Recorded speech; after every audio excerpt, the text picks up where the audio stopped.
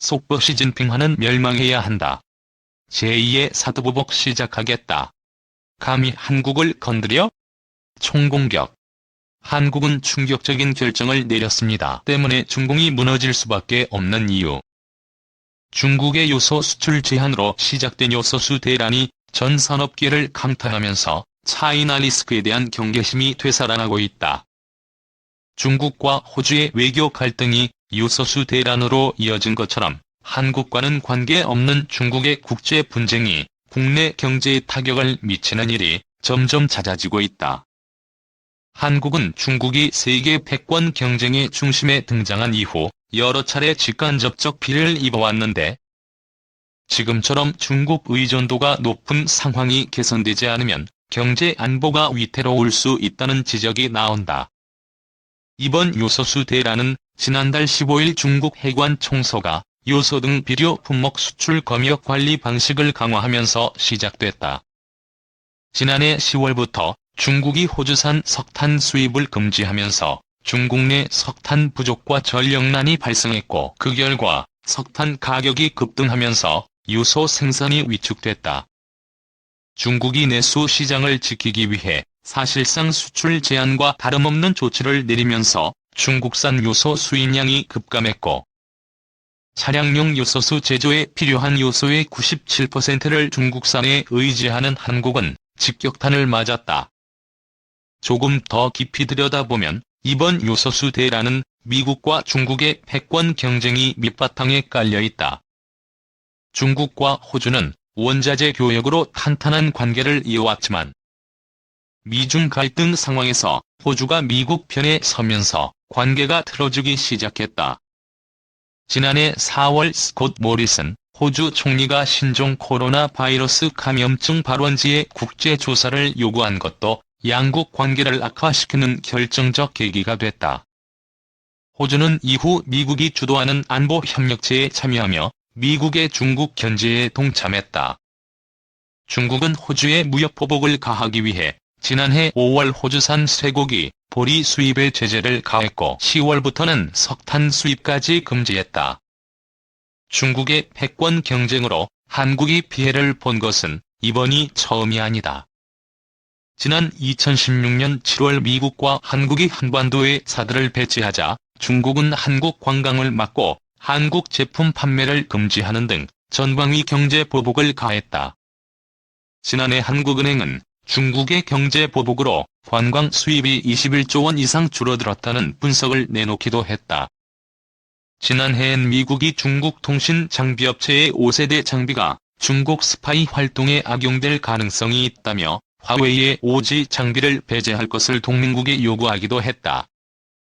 이 과정에서 LG우플러스가 미국의 압박을 받았다. 앞으로 중국의 패권 경쟁으로 인한 국내 영향은 더욱 커질 수밖에 없다는 분석이 나온다. 김동수 산업연구원 해외산업실장 역시 미중 갈등의 영향권에서 벗어나 있는 나라는 많지 없지만 특히 한국은 유럽연합 등 여러 나라가 뭉쳐있는 곳과 달리 홀로 움직여야 해 대응력이 약하다며 미국과 중국 모두 한국을 약한 고리로 인식하고 서로의 편으로 끌어들이려 할 수 있는 만큼 우리는 이들의 분쟁에 따른 영향을 직접적으로 받을 수밖에 없다고 말했다. 한국 경제가 중국에 지나치게 의존하고 있다는 점도 차이나 리스크를 키우는 요인이다. 한국무역협회가 국내 수입품 12,586개를 분석한 결과 중국 비율이 80% 이상인 품목이 1,850개에 달했다. 미국에 비하면 3배 이상 많은 수준이다. 중국이 생산, 수출을 통제할 경우 요소수처럼 타격을 받을 수 있는 품목은 여러 개다. 2차 전지의 핵심 소재인 양곡재에 들어가는 수산화 리튬은 중국산 비율이 85%에 달하고 히토리를 원료로 만드는 영구자석도 중국 비율이 86%다. 영구자석은 전기차 모터를 비롯해 TV 등 IT 제품, 미사일 등 첨단 기기에 광범위하게 쓰이는 핵심 소재다. 이재수 전국경제인연합회 지역협력팀장은 중국이 주요 2개국 중 하나인 만큼 세계 각국에 미치는 영향력은 점점 커질 것이라며 우리나라는 중국 의존도가 높은데 중국이 외교 상황 등에 따라 수출 통제에 나서면 얼마든지 문제가 생길 수 있다고 말했다. 이어 우리 기업들은 지리적 이점과 가격 경쟁력 등을 고려해 지금까지 중국산 원자재 제품을 채택해왔는데 이번 요소수 대란을 계기로 관리에 나서야 한다고 덧붙였다. 최근 미국과 중국이 화해 모드를 조성하고 있다는 점은 긍정적이다. 지난 9월 미국 요청으로 캐나다 정부에 체포된 이후 가택연금 상태에 있던 화웨이의 망완자오 부회장이 석방됐고 올해 말에는 조 바이든 미국 대통령과 시진핑 중국 국가주석의 화상 정상회담이 예정돼 있다. 전병서 중국경제금융연구소장은 조 바이든 미국 정부는 내년 중간선거 등을 위해 중국의 구매력이 필요하고 중국은 외교력 과시를 위해 미국의 협조가 필요한 상황이라며 트럼프 정부 때와 달리 서로 윈윈하는 방향으로 가고 있다고 말했다. 안유화 성균관대 중국대학원 교수 역시 미국과 중국의 긴장 관계는 물밑 협상을 통해 서로 양보하며 완화되고 있다고 말했다. 이 중국 공산당 창당 100년을 마냥 축하할 수 없는 이유. 중국 공산당이 지난 1일 창당 100년을 맞아 성대한 축하 행사를 열었다.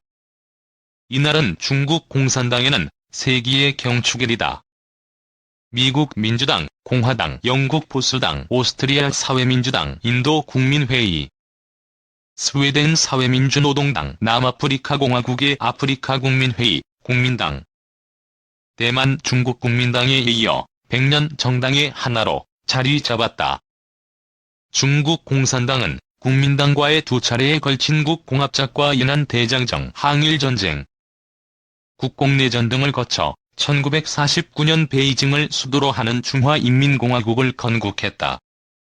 그 뒤 대약진운동과 문화대혁명이라는 불행한 시행착오를 거쳤지만 개혁, 개방을 추진해 중국을 경제대국으로 키웠다.